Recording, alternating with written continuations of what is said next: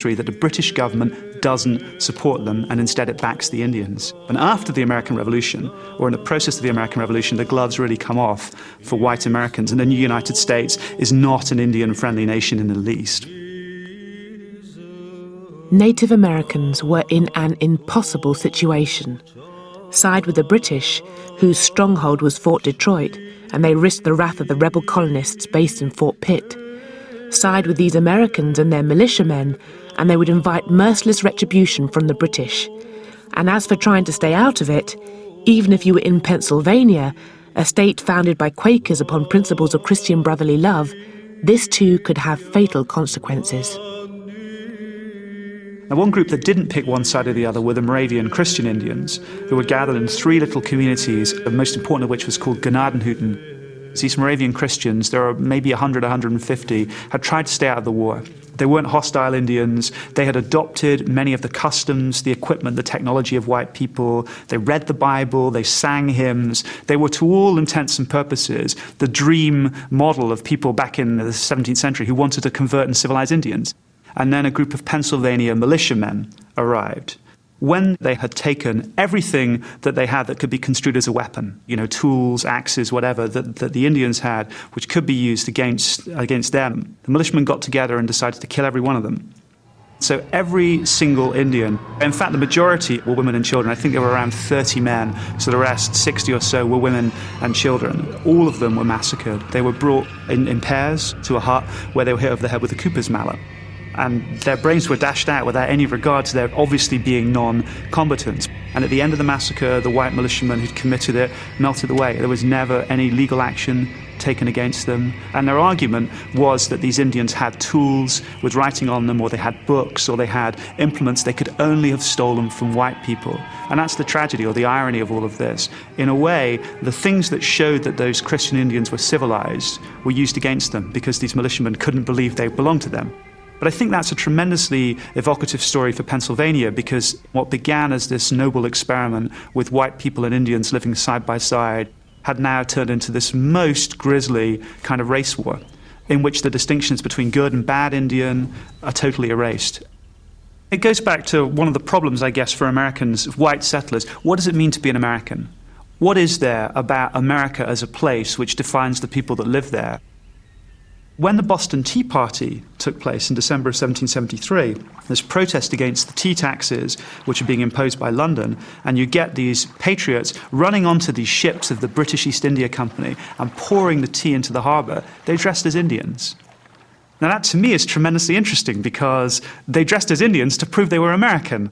It's as if when you get past the stage of mastering Indians militarily, they become incredibly useful culturally in articulating Americanness, the idea of being American. And there's a reason why there are cars called, the Cherokee, or the Pontiac. I mean, you line up the major Indian leaders, line up the major Indian tribes, and you can probably find a vehicle or a weapon named after one.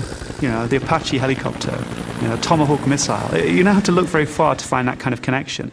And many people have pointed out the Indian appears on the nickel, but the African appears on no coins. So the Indian was sort of a symbol of America in a way. Not the full destiny of America was to be civilized, and Indians were to become civilized or they were to die out. But they still identified with America in a way that Africans could not be. The one thing that comes to mind looking at it over a long period of time is that one of the main distinguishing features of black-white relations in the United States has been the idea of the so-called one-drop rule. Purity of blood. To be white, you could not have a known black ancestor. It wasn't always enforced, but this was the rule. Indian blood and intermarriage with Indians, going back to John Rolfe and Pocahontas, was not taboo. So that when Oklahoma became a state, it was interesting, the Oklahoma Constitution, there were a number of part Indian figures who were involved in the setting up of the Oklahoma state government when it was in 1910. And the law said there could be no marriage between whites and blacks, and no marriage between Indians and blacks. But that left Indians and whites to freely intermarry.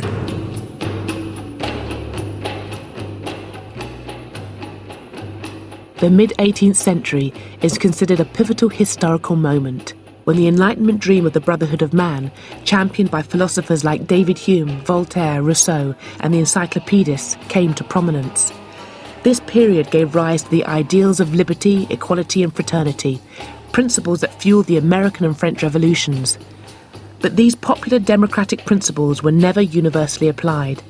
Choose any intellectual giant of the Enlightenment, and almost without exception, you will have chosen a proponent of equal rights, who really believes that some men are more equal than others.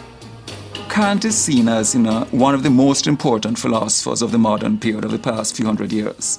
And he's certainly seen as the most important moral philosopher, in that the crucial idea is this idea of personhood, and you respect the personhood of others, you don't diss other people.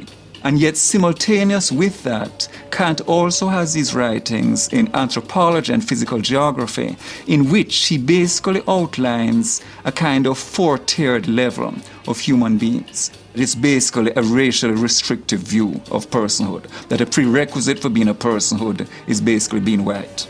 It's only the European tier, the sort of top tier, who have what it takes to become full persons.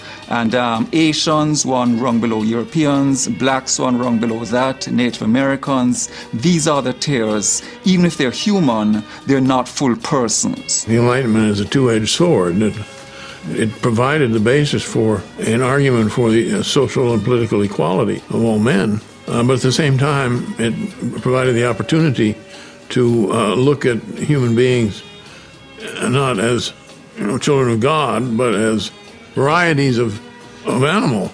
So if you decide that certain human beings are not human, they don't belong to the same species, then of course they don't have any right to sign contracts, and they can't be part of the social contract that forms your political system.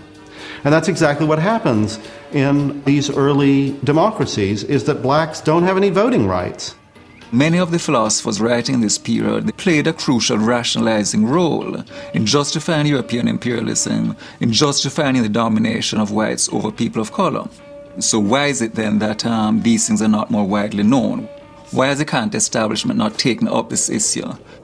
The marginalization of issues like this sort of goes in tandem with the sanitized view of mainstream philosophers. So that you represent Locke, you represent Kant, you represent Hegel, you represent these people in ways that does not address the sort of racist dimensions of their thought, and that sort of contributes to a picture of the modern period from which race has been whitewashed out. In the name of their Majesties, Ferdinand and Isabella, King and Queen of Castile, Leon and Aragon, I now take possession of this land and name it San Salvador. In spite of the atrocities perpetrated by the Spanish and Portuguese after the discovery of the New World, the colonizers eventually developed a society that allowed Europeans to mix with Indians on a scale that was unthinkable in French and English North America. But in the South, it was expedient for the settlers. They had to multiply or die out because there just weren't enough of them to go round.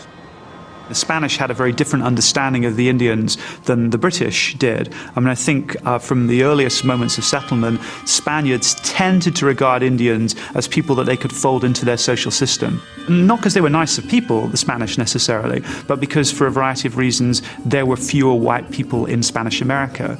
Because Spain never colonized America with anything like the number of colonists that England and eventually Britain brought over. The number of Spaniards, peninsulares as they were known, people from the Iberian Peninsula that actually came to Latin America, was much, much smaller. One sees emerging in the period of the Enlightenment, in the latter part of the 18th century, as abolitionism is beginning to take root in that part of the world as well, a much more vigorous form of mixed-race interaction that you find in other parts of the world. It's a different tradition coming out of Southern European colonization, Portuguese on one hand, Spanish on the other, and out of this a greater willingness to engage in forms of mixed interaction, mixed intercourse, and identified and acknowledged mixed race populations emerging. And out of this you get, in the last 30 years, really 1760 to 1790, in Mexico City in particular, but you also get versions of the